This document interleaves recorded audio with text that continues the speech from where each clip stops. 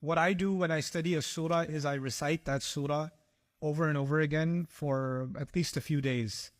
Just recite that surah. And that's my first step. And I write down what I think are some observations or questions about that surah. I make a note of them. Either I make a mental note of them, or I keep taking notes on my phone on what I think is going on in the ayat. I then try to understand, the second step is I try to understand the organization of the surah, the organization of its ideas. You saw some of that when I showed you the last slides, right? But that kind of organization is called like a structural coherence, meaning you're kind of noticing a pattern in the text. But there are other kinds of organizational matters, meaning what are some key words that are repeating themselves in the surah? What are some themes that are connected to each other? For example, purity keeps coming up directly and indirectly, right, in the surah. So Yusabbihu had to do with purity. Then Quddus had to do with purity. Yuzakihim had to do with purity. Himar, from the Jewish perspective, had to do with purity, right? So there's lots of, what are some themes that keep recurring or showing up in different ways inside a surah that bind the ideas of the surah together? That's the second thing I look at. So this is kind of a literary type of study. The third layer of my study is to investigate the meanings of the words in the surah. So you've seen me show you some slides behind Sabbaha, or some slides behind Quddus, or some slides behind, any key word in the ayah, tamanni, right? So I want to have a deeper understanding of the vocabulary of the surah and what I might learn from that in the context of this surah. So that would be my third layer of study of that surah. And then by this time I have not opened any tafsir. Like I've not listened to any scholar or anything. This is just my process.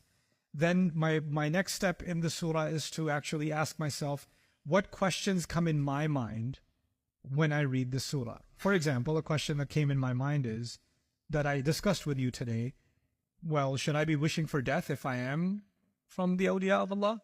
That's not a question I read in tafsir. That was my own question. What's the difference between Subuh and Quddus is my own question. Why is the analogy of the mule or the donkey being used? That's my own question. So I have my own list of questions about the surah. And then I try to find the answers to those questions across the Quran. And then another wave, these are multiple waves I know, but another wave of study of the surah is, if the Quran is talking about something, I want to know more about it from outside the Quran. Like, for example, I actually must have watched 2 different long videos, documentaries on donkeys. And I read several articles on donkeys, because Allah talked about donkeys. So if he talks about something, I want to know more about it. That's just the way my brain works towards surahs. When we were studying Surah Al-Dhariyat, with Dhariyati Dharwa, the winds that blow and carry, I studied the winds. I studied the National Geographic articles on the winds and how winds move, and the winds over the North Atlantic versus the Pacific, and different what do winds carry? How do the winds carry air, not just temperature and moisture, but also pollen and sand, and I just want to know. And if another surah comes up, like last surah came up and Allah mentioned monasteries, and I had to study and look at the history of the Catholic Church and where the monk life began, and because Allah mentioned they lived the monk life, so I want to know more about the monk life and where it came from and what happened, right? Dr. Sahib and I call this the worlds of the Quran.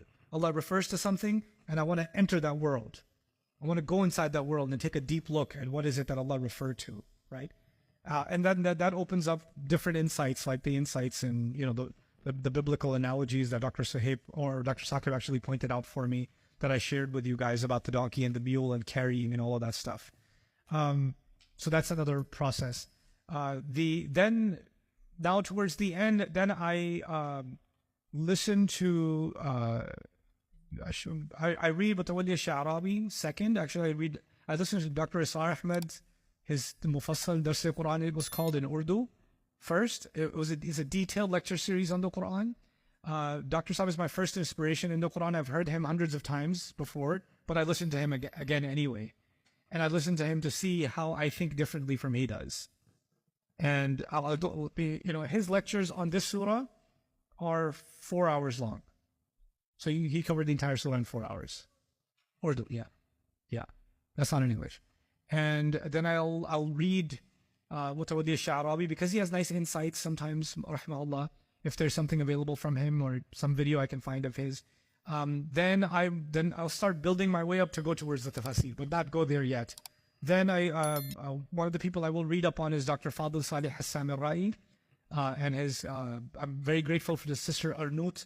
I believe she's in Saudiya. She transcribed his lectures and organized them by surah. So she'll send me a Word document for each surah so I can go through his work on the surah. That's in Arabic. And I go through that. He offers some really interesting comparative analysis. Why did Allah use this word in this ayah? Why did he use that word in that ayah? And he has some really cool comparative textual analysis on the ayat. And then I discuss every ayah with my team. There's 2 teams. One I get on a call with, and one I am on a WhatsApp group with. Just text. We text each other, voice note each other. My call team is in Islamabad in Pakistan. It's made up of 8 women and 2 men. All of them are graduates from the International Islamic University of Islamabad, or they're still continuing their education there, and they all have specialization in Quran or tafsir study. They're absolutely brilliant. They range in age. Some of them are bachelors, some of them are master's students, some of them are PhD students. And we'll just say, okay, I'll give them a call and say, hey, today we're going to discuss ayah number 1. You guys read whatever tafsirs you're going to read, but I want your thoughts on ayah number 1. We'll just do tadabbur on the ayah together for 2 hours on just ayah number 1. And the next day on ayah number 2, and next day on ayah number 3, like that. Right? So that's part of my process. Whatever questions I have, discussions I want to have, I call Dr. Suhaib Saeed, who's head of research at Bayyinah right now. I talk to him, get his insights and thoughts on the ayah, then I read the tafsir. And then, because the tafsir is somebody else's work, but I want to do my homework before I read them. So it's a process. It takes time. It takes a little bit of time. But your process is not going to be like that. Your process is super easy. It's going to be like ordering pizza. Hopefully not German pizza.